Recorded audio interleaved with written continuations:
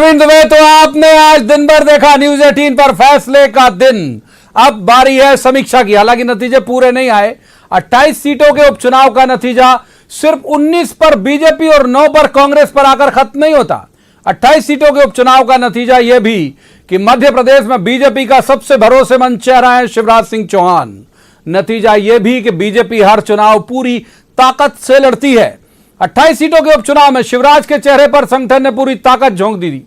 नतीजा यह भी कि बीजेपी कार्यकर्ता की निष्ठा संकट में पार्टी के साथ और मजबूत हो जाती है। सवाल यह है कि जब चेहरा शिवराज थे और मेहनत पार्टी संगठन की, तो समर्थकों की जीत के साथ साख बचाने में बेशक कामयाब हुए हों सिंधिया, लेकिन बीजेपी में अब उनकी नई भूमिका क्या होगी? उधर कांग्रेस, जिसका पूरा चुनाव इस लाइन पर था कि कमलनाथ का कसूर क्या था आखिर, अब पूरी कांग्रेस को इस मंथन में जुड़ जाना चाहिए कि कसूर का क्या था उनका और चूक कहां कहां हुई और किस किस से हुई। क्या कमलनाथ के ओवर कॉन्फिडेंस का खामियाजा भुगता है पूरी कांग्रेस ने, या पार्टी वाकई इस चुनाव में सहानुभूति की हकदार होते हुए भी जनता के बीच उस मजबूती से पहुंच ही नहीं पाई? नतीजे से पहले जब न्यूज 18 ने आम लोगों की राय जाननी चाहिए थी, तब एक मतदाता की प्रतिक्रिया थी कि जो भी हो सरकार स्थिर होनी चाहिए। तो इस लिहाज से ये नतीजे तसल्ली बख्श कहे जा सकते हैं, लेकिन लोकतंत्र की मजबूती के लिए मजबूत विपक्ष भी तो जरूरी है और ये जवाबदारी अब कांग्रेस पर है। फिलहाल जश्न में डूबी मंगल को मंगल बना रही बीजेपी में भी जीत की खुमारी जब उतरेगी, तब खड़ा होगा सवाल कि कांग्रेस से आयातित नेताओं के साथ कैसे होगा आगे कदम ताल। सवाल यह कि अपनी राजनीति दांव पर लगाकर कांग्रेस से आए नए सदस्यों की जीत लिखने वाले बीजेपी के देव दुर्लभ कार्यकर्ता का अब क्या होगा? नतीजे आने के बाद नए सिरे से खड़े हुए सवाल और जवाब तो देना होगा, लेकिन आपको पहले हम जीत का जश्न दिखाते हैं और जो जीत के जादूगर हैं शिवराज सिंह चौहान, उनका बयान सुनवाते हैं। सुनिए क्या कह रहे हैं। जनता के कल्याण में कोई कसर नहीं छोड़ेंगे। इस संकल्प के साथ हम विनम्रता से ये विजय स्वीकार करते हैं और कार्यकर्ता बहनों और भाइयों से भी मेरा आग्रह, हम इस विजय को पूरी विनम्रता के साथ स्वीकार करें। एक बड़ी जिम्मेदारी जनता ने फिर से दे दी। 1.25 महीने का एक काल आया, तब दूसरों को परखा, लेकिन उन्हें जांचा तो लगा कि भाजपा ही खड़ी है और जनता फिर हमें आशीर्वाद देने आई। और इसलिए बिना किसी उद्वेग के, द्वेष के, पूरी शालीनता से ये विजय स्वीकार करके हमको जनता की सेवा के काम में जुटना है। तो सबसे पहले मेहमानों का परिचय मैं आपसे करा दूं। हमारे साथ हैं भरत सिंह कुशवाहा, ये राज्य मंत्री हैं मध्य प्रदेश सरकार के। भरत जी का बहुत स्वागत है। दूसरे मेहमान अभी हमारे साथ मौजूद हैं मनीष दीक्षित, ये पत्रकारिता का बहुत चर्चित चेहरा है, बहुत अच्छे राजनीतिक विश्लेषक हैं। कांग्रेस के जो मेहमान हैं वो जुड़ेंगे थोड़ी देर से। मनीष जी का भी स्वागत, भरत जी का भी स्वागत। शुरुआत भरत जी से ही कर लेते हैं। भरत जी, ये ठीक है कि बहुत कमाल जीत जो है वो आप लोगों ने दर्ज की, कुछ जगह जो चूक हुई खासतौर पर ग्वालियर चंबल में, क्या लगता है क्या वजह रही होगी उसके पीछे?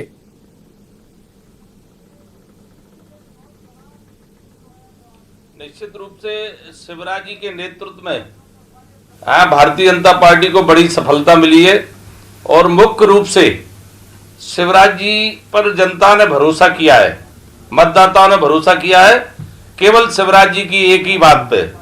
जब भी वो चुनाव में कैंपिंग कर रहे थे, एक बात अवश्य कह रहे थे कि मुझे आपका आशीर्वाद चाहिए जिससे मेरी मजबूती से सरकार चले और प्रदेश के विकास के लिए मैं जिस तरीके से पिछले समय जो विकास के लिए प्रयास किया था, प्रदेश की प्रगति के लिए, तरक्की के लिए, उन्नति के लिए मैं काम कर सकूं, मुझे मजबूत कीजिए। मेरे अधिक से अधिक भारतीय जनता पार्टी के हमारे जो प्रत्याशी है उनको जिताइए, आशीर्वाद दीजिए।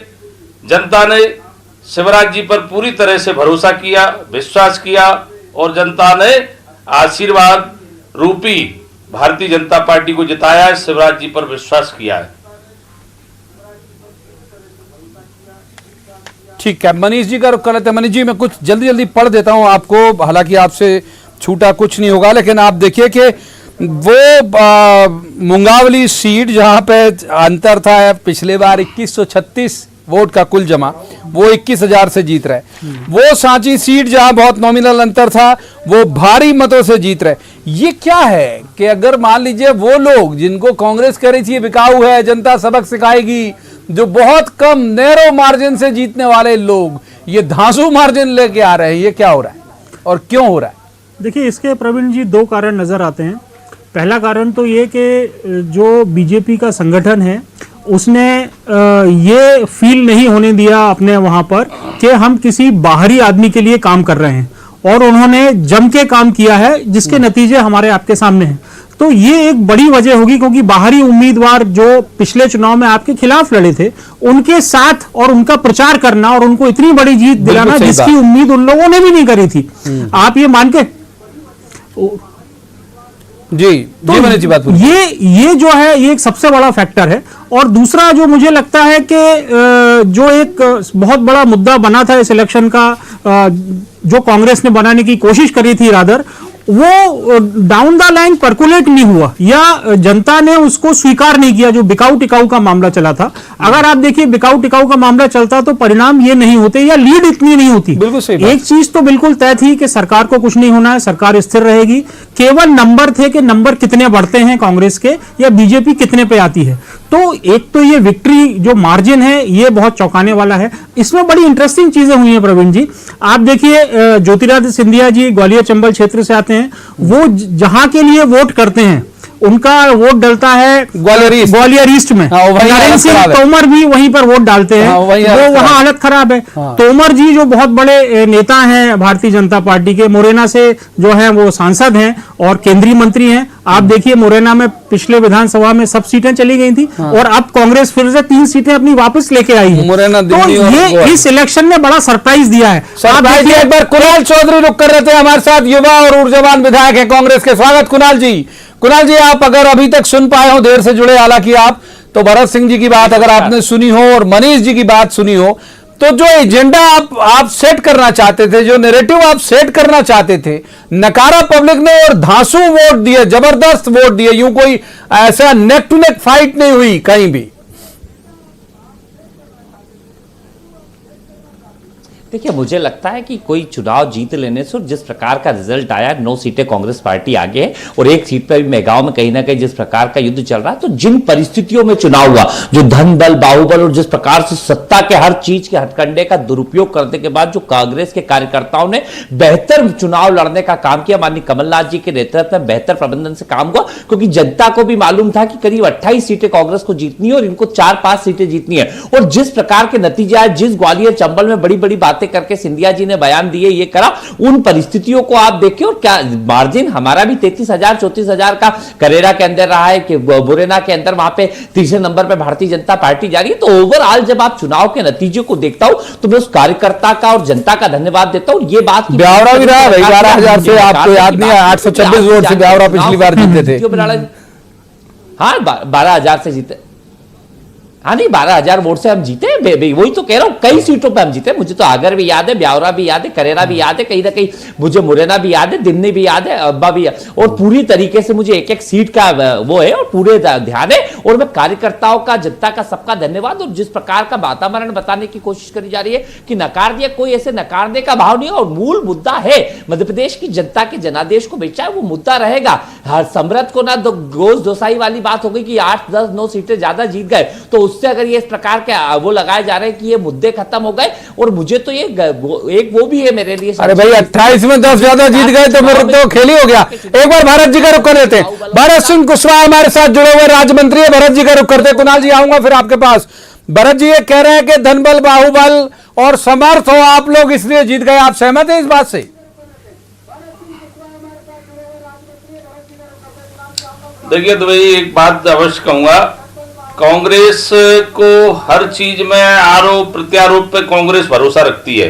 अगर कांग्रेस सही मायने में, अगर कांग्रेस ने 2018 में जो चुनाव लड़ा था, वास्तव में जनता के साथ उन्होंने जो वादा किया था, उस वादे पे जो कांग्रेस खरा नहीं उतरी, और उसके उपरांत भी वो कहते हैं कि दगा किसी के साथ करना नहीं चाहिए। प्रदेश की जनता के साथ 2018 में कांग्रेस ने बहुत बड़ा धोखा किया था, दगा किया था, और दगा करने के उपरांत जो लोग यहाँ से निर्वाचित होके गए थे, इनके विश्वास पे जनता ने इनको वोट दिया था, उन जनप्रतिनिधियों का अपमान करने का काम कमलनाथ जी ने किया। इसलिए जनता के साथ धोखा भी दिया और अपमान भी किया। अब ऐसी स्थिति में ऐसे धोखे देने वालों के साथ जनता नहीं रह सकती है। जनता का विश्वास है तो विकास में है। विकास अगर कोई प्रदेश का कर सकता है तो शिवराज सिंह चौहान कर सकते हैं। शिवराज जी को उन्होंने बहुत नजदीकी से देखा है, प्रदेश के हर मतदाता ने नजदीकी से देखा है। शिवराज जी के नेतृत्व में सभी तरह से प्रदेश का विकास, चाहे किसानों की सिंचाई के क्षेत्र की बात करें, चाहे अन्य काम की बात करें, जिस तरह से शिवराज जी के नेतृत्व में जो प्रदेश तरक्की और प्रगति की ओर जो प्रदेश चला, और बीच में थोड़ा सा ये कांग्रेस ने झूठ बोलकर जनता को भटकाने का काम किया। मैं एक बात अवश्य कहूंगा कि जिस तरह से कांग्रेस ने 10 दिन में किसानों का कर्जा माफ करने की बात कही थी, कांग्रेस 10 दिन में कर्जा माफ तो नहीं कर पाई।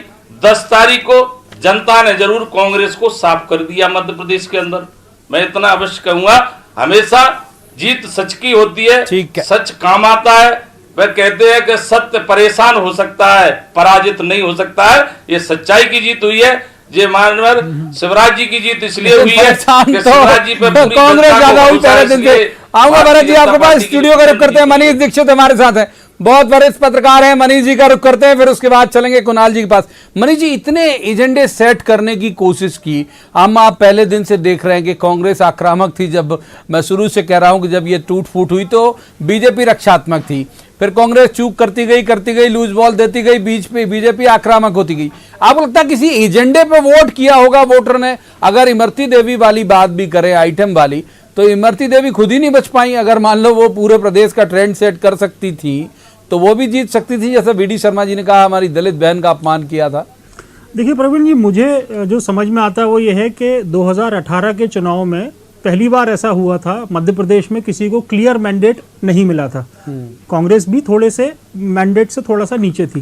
तो कहीं ना कहीं जनता को ये लगा होगा कि अगर क्लियर मेजॉरिटी से सरकार नहीं रहे तो शायद उनके डेवलपमेंट के काम नहीं हो सकते। और ये बात बीजेपी जनता तक पहुंचाने में सफल रही, जो नतीजे बताते हैं। क्योंकि कांग्रेस ने जो नैरेटिव सेट किए थे वो अगर सक्सेसफुल होते तो ये परिणाम नहीं होते प्रवीण जी।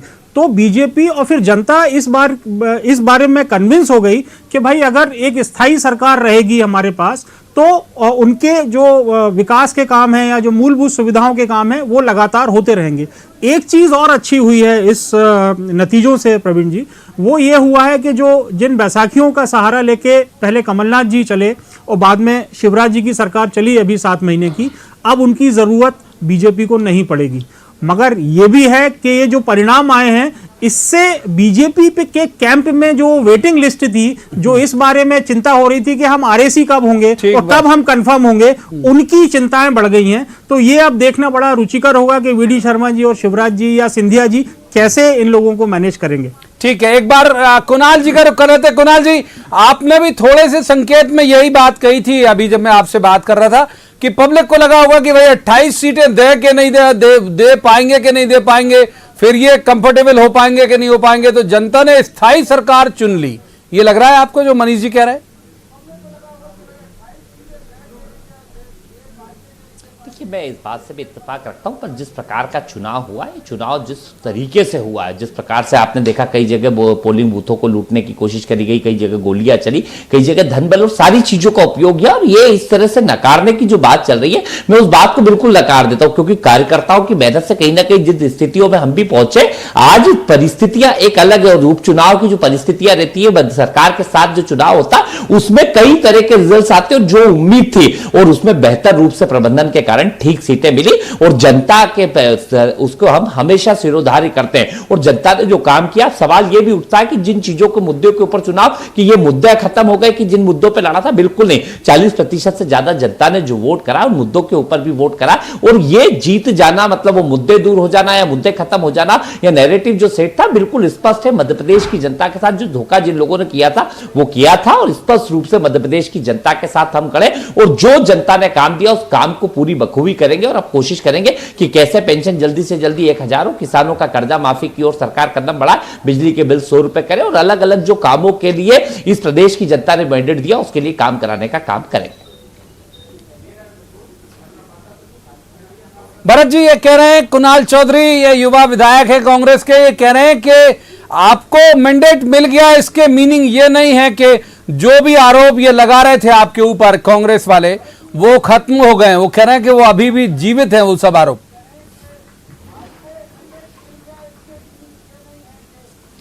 इनके आरोपों में कोई सच्चाई नहीं है, कोई दम नहीं है, क्योंकि जनता कांग्रेस को देख चुकी है, कांग्रेस के नेताओं को भी देख चुकी है, कांग्रेस की सरकार को भी देख चुकी है।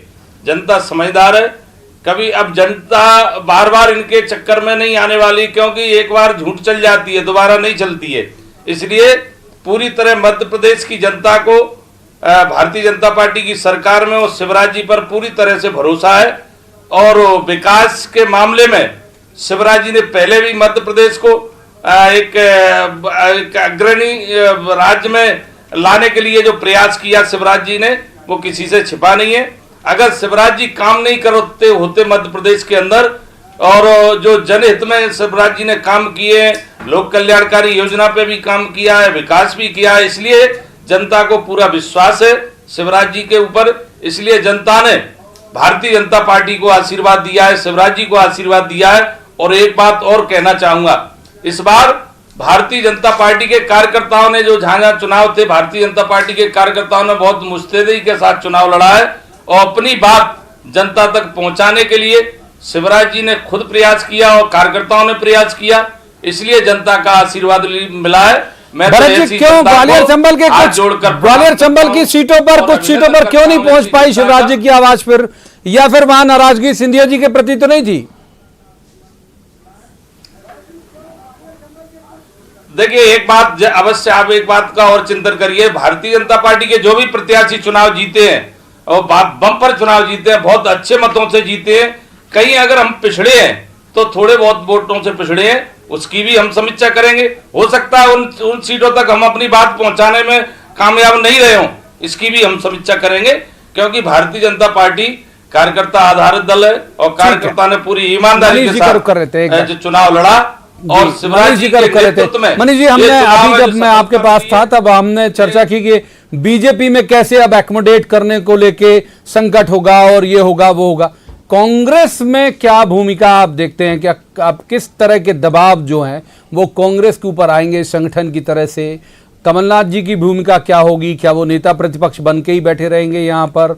क्या आप देखते हो, पीसीसी चीफ रहेंगे या फिर चेंज होगा? देखिए मुझे लगता है प्रवीण जी एक पद तो वो छोड़ेंगे, क्योंकि या तो वो पीसीसी चीफ रहेंगे या नेता प्रतिपक्ष बनेंगे। तो जितना समझ में आता है थोड़ा बहुत अपन को, तो उसमें लगता है कि शायद वो संगठन की जो कमान है वो अपने हाथ पे रखेंगे। आप ये देखिए इसके परिणाम जरूर कांग्रेस के अनुकूल नहीं आए, मगर एक बात जरूर हमको सोचनी चाहिए या इस पर विचार करना चाहिए और बीजेपी वालों को भी देखना चाहिए कि कांग्रेस ने 0 से 9 पे पहुंची है। भाई उनके तो पूरे 25 के 27 उठ के चले गए थे, और यहाँ पर बीजेपी का संगठन, बीजेपी का कमिटेड वोटर प्लस सिंधिया का चेहरा और उनके जो विधायक हैं, भाई कोई भी विधायक हो प्रवीण भाई, उसका अपना खुद का आधार होता है अपने क्षेत्र में। तो ये सब मिलके, और इसमें भी आप देखिए कि ये जो पूरा मुद्दा चला और ये चला, जहां से बड़ी जीतें हुई हैं वो क्षेत्र ग्वालियर चंबल के बाहर का है। आप देखिए चाहे वो भोपाल संभाग हो, चाहे वो मालवा की सीटें हो, ये जो लीड मिली है भारतीय जनता पार्टी को वो ग्वालियर चंबल से इतर मिली है। तो सिंधिया जी का क्या कंट्रीब्यूशन है वो भाजपा उसमें देखेगी, क्योंकि 5 सीटें भी गई हैं, 4-5 सीटें भी चली गई हैं। दूसरा ये भी है कि मार्जिन जो है जब चली गई, 2 जाती हुई दिख रही हैं। हाँ 2 जाती हुई दिख रही हैं। तो ये जरूर है कि भाई जो उनका पहले से निगोशिएशन रहा होगा, जिसकी बातें हमेशा आती हैं कि भाई उनको केंद्रीय मंत्रिमंडल मिलेगा, अब सबसे बड़ी चिंता उनकी होगी जो सिंधिया कैंप में गए और अब हार गए, क्योंकि उनको अब ये दबाव होगा कि उनको संगठन में एडजस्ट किया जाए या उनको नगर निगम, ये आपका निगम मंडलों में कहीं एडजस्ट किया जाए, और वहां बीजेपी के खांटी लोग जो हैं, जो 25-25 साल से इंतजार कर रहे हैं, उनका भी एक प्रेशर होगा। तो ये एक अभी जो है political drama with in BJP अभी देखने को मिलेगा, और विद इन कांग्रेस भी चल सकता है। कुणाल जी का रुख कर रहे थे। कुणाल जी, क्या सबक आपको लगता है दे गया ये उपचुनाव? देखिए, स्पष्ट है कि जिस प्रकार से चुनाव होता है इसने हमें सबक दिया कि और बेहतर तरीके से करो। कार्यकर्ताओं ने बहुत मेहनत करी, जीत तोड़ हम बेमेहनत करें। और कहीं ना कहीं यह जरूर है कि एक चिंता का विषय भी है कि जिस दूषित तरीके से मध्य प्रदेश का चुनाव जीता है उसकी रिकवरी के लिए मध्य प्रदेश की जनता को परेशान नहीं होना पड़े। तो कहीं ना कहीं भारतीय जनता पार्टी जिस धन बल का उपयोग करा उस धन बल की खींच को नहीं करे। और कहीं ना कहीं हमें भी ताकत से सड़क पर लड़ने की जरूरत और भी है। पर जनता का धन्यवाद, कार्यकर्ताओं का धन्यवाद और पूरे मैनेजमेंट का धन्यवाद। जो बात उन्होंने कही कि 0 से 9 तक जो पहुंचे, जिन परिस्थितियों के अंदर बेहतर प्रबंधन के साथ चुनाव लड़ा। कुछ जगह जो मालवा की सीट है उस पर विचार करने की जरूरत है। और जहां ग्वालियर चंबल में कह रहे थे कि 70,000 कार्यकर्ता चले गए और जिन परिस्थितियों के साथ बेहतर परिणाम आए, वहां के कार्यकर्ताओं का बहुत बहुत कोटि कोटि धन्यवाद। और कहीं ना कहीं उसके ऊपर हम और वर्किंग करेंगे। 2023 में कांग्रेस पार्टी मध्य प्रदेश में फिर सरकार बनाएगी। ठीक है, माफ कीजिए, वक्त इतनी ही चर्चा की इजाजत देता है। मुझे तीनों मेहमानों का यहीं पर शुक्रिया अदा करना पड़ेगा। लेकिन यह बात तय है कि बहुत सारी लर्निंग जो है इस चुनाव से निकलेंगी सभी के लिए, शिवराज जी के लिए, सिंधिया जी के लिए, कमलनाथ जी के लिए और कुछ हद तक मनीष जी की बात के साथ अगर हम जाएं तो वोटर के लिए भी कि इस तरह का जब अस्थिर अगर वो मैंडेट देता है तो कितनी मुश्किल होती है और खरीद फरोख्त भी होती है और फिर कैसे आगे ऐसे दृश्य उपस्थित होते हैं। तो लर्निंग है, देखते हैं कौन कितना इससे सबक लेगा। लेकिन फिलहाल तो बीजेपी की जय जय है एक तरह से। आज की इस चर्चा में इतना ही। कल किसी खास मसले पर खास पैनल के साथ बैठकर कहेंगे, जवाब तो देना होगा। तब तक आप देख रहिए लगातार इलेक्शन।